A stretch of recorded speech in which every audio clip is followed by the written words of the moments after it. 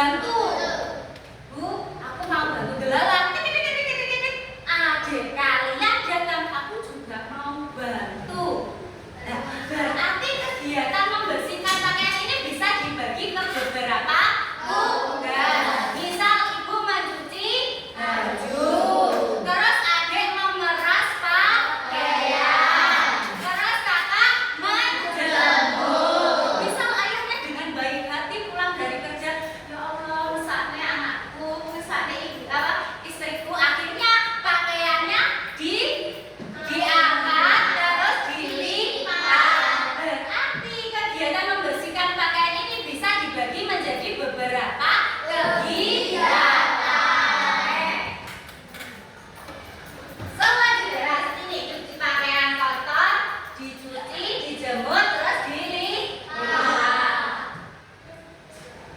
Nah, pernahkah kalian mengubah tahapan-tahapan dalam membersihkan pakaian? Pernah atau tidak? Nah, contohnya,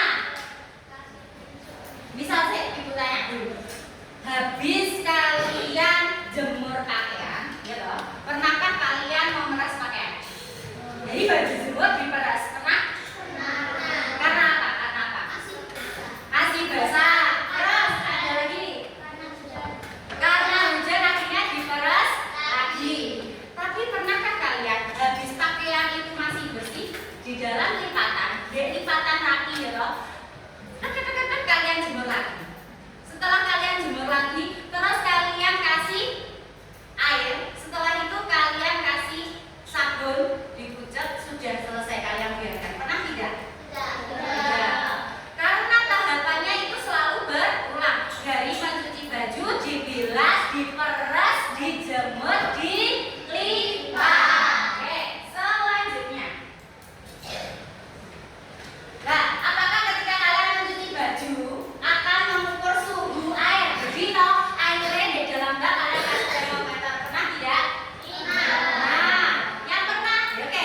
Jadi pernah, terus ketika kamu sudah mendapatkan bar airnya toh termometernya buat coloknya di airnya itu. Terus ada suhunya kan di situ. Terus buat apain? Dimasukkan bajunya. Guna nggak itu termometernya ketika kamu tahu suhunya? Gunanya untuk apa? Apakah digunakan ketika kalian mencuci baju? Berarti enggak. Terus ketika kalian mau cuci baju, saya tahu. Ketika kalian cuci baju gitu, kalian mau masukin sabun gitu. Nah, kalian lihat komposisinya nggak? Perlu nggak kalian melihat? Oh, komposisinya ini harus sesuai ini, pernah nggak? Nah, buat apa komposisinya? Komposisi sabun dilihat untuk menuangkan. Gunanya untuk apa? Komposisi itu misal sabun itu kan banyak komposisi kayak makanan, ada tepung, air dan sebagainya. Terus itu berguna nggak untuk kalian? Ya, untuk apa? Biar tangannya nggak panas. Nah, berarti gitu. Berarti kalian telah menerapkan berpikir komputasional. Nah, terus apa itu berpikir komputasional? Silakan Mas Katan menjelaskan apa itu berpikir komputasional.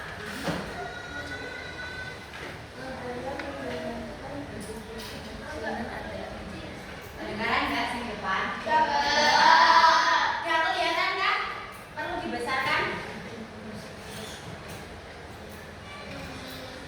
Berpikir komputasional adalah penyelesaian masalah dengan cara mengenalkan masalah tersebut Dan dan membuat solusi yang dapat dipahami oleh siapa? Oke, intinya berpikir komputasional itu kita itu berpikir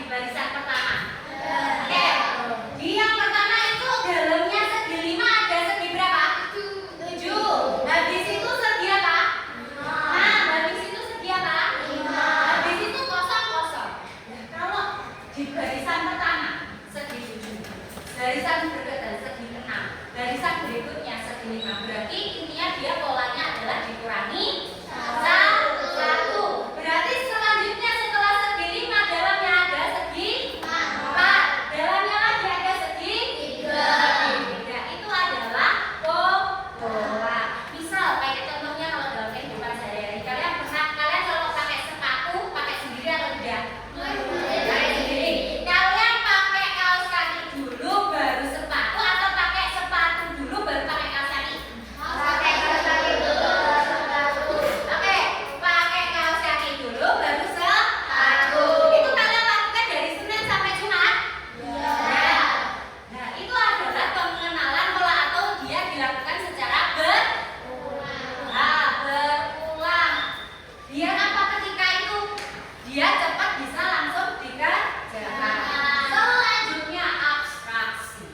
Abstraksi itu adalah proses menemukan informasi yang penting, mengabaikan informasi yang dianggap tidak penting. Oke, misal, nah ibu tanya, pernahkah kalian buat origami? Pakai apa?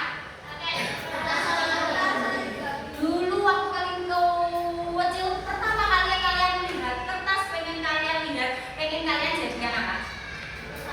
Pesawat. Terus? Perahu. Burung. Itu tanya. Ada yang bisa pakai pesawat, bunga, perahu, burung. Itu tanya. Dulu kalian itu tahunya dari mana? Dari kakak. Tanya kakak atau lihat kakak apa? Oke, tanya mama. Dia tanya mama, ibu tanya. Kalian tanyanya gimana? Oke, cara buat burung dari kertas origami.